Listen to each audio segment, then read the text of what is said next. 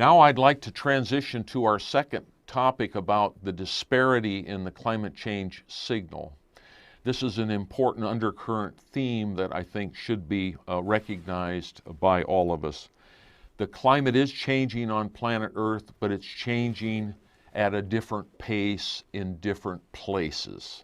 And so, for example, what I'm showing you in this slide is the observed surface temperature change that's occurred over the period 1901 to 2010. And the color coding depicted here across the Earth's surface is just a depiction of the disparity in the magnitude of that temperature change.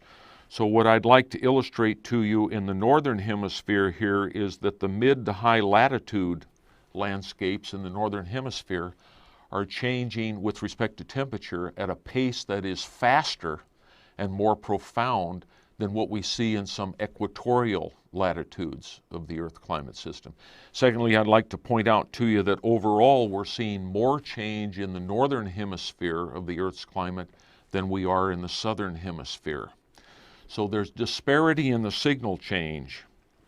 There's also disparity in the seasonality. When we look at the seasonality and how the seasons are changing across the Earth and the various oceans and land masses, we see disparity. For example, if we take North America, let's take and concentrate on North America.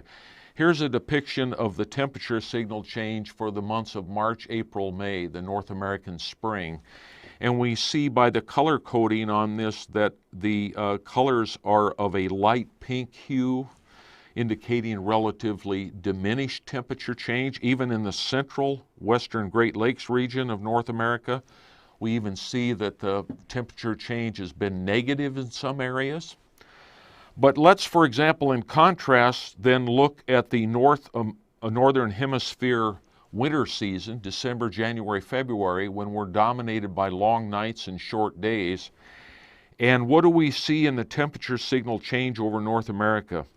Emphatically, we see it more profound. The pinks are deeper. In fact, there's even red hue tied to this, indicating a more amplified change in the temperature signal. Important point being here that there's change in the temperature signal, but it's disparate across the seasons. It's not the same across all seasons, and that disparity doesn't play out the same way across all the continents or the ocean basins either. Here we can dissect the temperature signal change and look more specifically at the USA. And what we see in the temperature signal change within the USA is, again, this disparity magnified to look at it, for example, among states. And the feature here I'd like to point out to you is that in the western Great Lakes region of the USA, you see a color coding that corresponds to a more amplified temperature change. In fact, arguably in the western Great Lakes, we're seeing a pace of temperature change that exceeds much of the rest of the country. And for example, to contrast with what they're seeing in the southeastern U.S. states, they're even seeing some negative temperature change in their landscapes. So that's another feature to point out, and I think in terms of the attention given to the topic of climate change and the way it's playing out in our country, we even see disparity in the public attitude. And I would argue that the public attitude in our region is more acute because we're observing more significant temperature change in our region of the country. Similarly, we look at the disparity in the signal change in precipitation.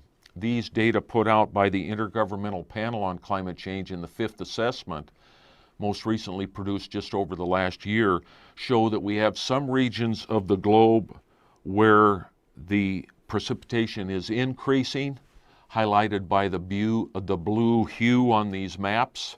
And we have some areas highlighted by the brownish hue where the temperature is diminishing. The average annual precipitation is diminishing. So we have disparity in the precipitation signal as well. If we again dissect that relative to the states within the USA, we again see that in the western Great Lakes region of the country, where we see the deeper green hue associated here, that the precipitation change is of a greater amplitude than it is in many other areas of the country, so that we're seeing measurable change in precipitation that is greater than many other neighboring states. Finally, those in the other sciences other than climate science, for example, the biological sciences and the geosciences, are measuring consequences of these changing climate attributes, and with each passing year, the number of consequences is growing in volume. We're seeing changes in lake behavior, notably in the high latitudes, the duration that lakes are ice covered in the winter. We're seeing changes in bird migration patterns, for example, birds that migrate between the high and the low latitudes. We're seeing changes in ecosystems in terms of the phenology of those ecosystems and when, for example, plants are budding out and flowering in the seasons and when they're dying off in the autumn. And all of this is documented in much of the IPCC literature year after year, a building volume of evidence that the climate attributes I've alluded to earlier that are changing with statistical significance are playing out and having real consequence in the other features of the Earth's climate that we measure. One that's talked about perhaps as much as any is the changing in the high latitudes, and particularly the changing in Arctic sea ice. The National Ice Center reports to us that in 2012, the extent of Arctic sea ice reached an all-time low value in the context of the historical measurements there by the satellite systems, which date back to 1979. So that the overall depiction here, for example, in the map shown, is the shrinkage of ice cover in the polar Arctic that was achieved by mid-September of 2012, which was well below the average values for that time of year, and in fact set an all-time low value. So that's another important feature and is playing out in a variety of ways in terms of changing the ecosystems of the Arctic. The greenhouse gas emissions continue to go up unabated. In fact, a report recently suggests that the pace of carbon dioxide change in the Earth's atmosphere is equal to or exceeding the measurable pace that we've measured over the last few decades. We've now approached and at times exceeded 400 parts per million, according to the data kept by the National Oceanic and Atmospheric Administration. The temperature pattern, which has been correlated to those emissions, has shown increase across time as depicted in this graphic. Again, as I said earlier, we have independently derived global temperature data sets that show this. Much has been made out of the plateauing, if you will, of the last few years in terms of the global temperature pattern, although you can still see great variation depicted there. Current research suggests that much of this heat energy that has been going on and accumulating over the decades is now accumulating with deeper ocean mixing, and that the oceans are mixing this heat in a greater volume. Also, recent papers from the National Academy of Science have documented that the prolific number of volcanic eruptions that have occurred in recent decades have also probably played out in this temperature signal, not continuing on the same pace that it did or started back in the 80s and 90s. Nevertheless, our climate models applied to all ocean basins and all continents show that we keep the emissions measurements in the models, we keep the transformation of the landscape in the models, where we feature those two parameters in the climate models. They all fit the measured data in almost all situations much better than when we ignore them. So we must account for those things when we're trying to model the Earth's climate behavior. Now, we do have obstacles to deal with when we discuss climate change and its behavior in any public settings where we have a diversity of culture and populations. We have a diversity of economic interests, we have a diversity of environmental interests, and I want to make a point to you about some things that I think obstruct that. First and foremost is, as a population, as a body of citizens, we don't all have the same climate literacy. It would be ideal if we did, but we don't. We're trying to resolve that by putting more climate science into our public school curriculum here, embedded in the earth science curriculum. And there's been a widespread effort to do that, led by a number of our community infrastructure. For example, the National Oceanic and Atmospheric Administration has put a new emphasis on climate literacy. The American Meteorological Society has put a new emphasis on climate literacy. Another parameter that, if you will, or area that prevents more effective dialogue on climate change is our reluctance to talk about our vulnerability to climate. And yet the national insurance industry, our national infrastructure continually has to cope with the extremes of weather and climate and the economic consequences of those. I'll say more about that later.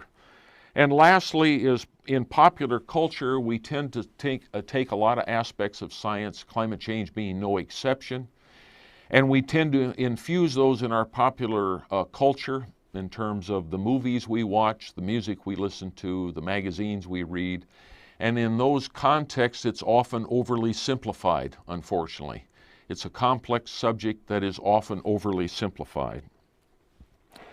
Many resources are available to you if you wish to explore those online. The climate literacy resources available to you through the National Oceanic and Atmospheric Administration have been greatly amplified in recent years, and I would encourage you to check those out online.